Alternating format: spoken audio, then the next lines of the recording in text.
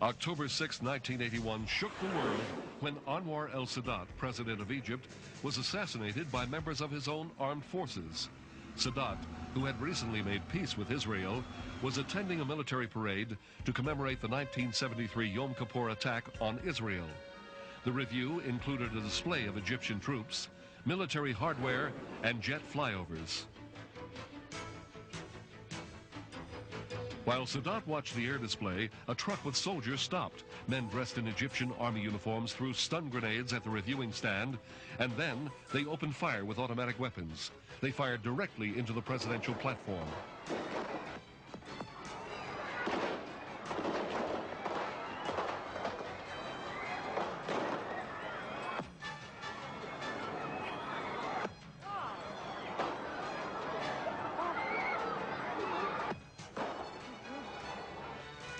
Sadat's security force returned fire, but the attack happened so quickly that their response was too little, too late. 11 people were killed, 38 injured.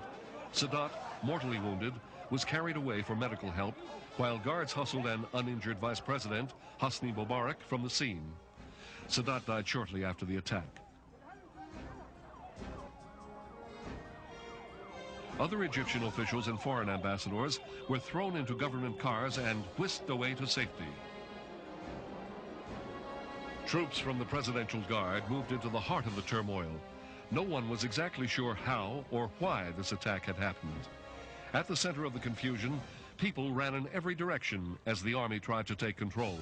Some of the assassins escaped in the chaos.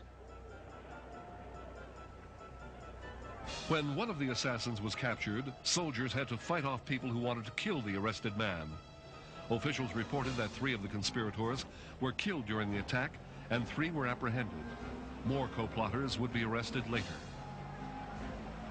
It was determined that the attack was the work of a group of Muslim fundamentalists within the army. They were unhappy with Sadat's peace treaty with Israel and recent crackdowns on religious extremists. News of Sadat's assassination was met with great mourning. The future of the Middle East peace Sadat had helped forge was now uncertain.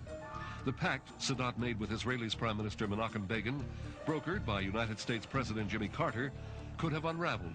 The 2 agreements, returning Israeli-occupied territory to Egypt and the ending of all hostilities between the 2 countries, were in question. President Reagan sent former presidents Nixon, Ford, and Carter as his personal envoys to Sadat's funeral.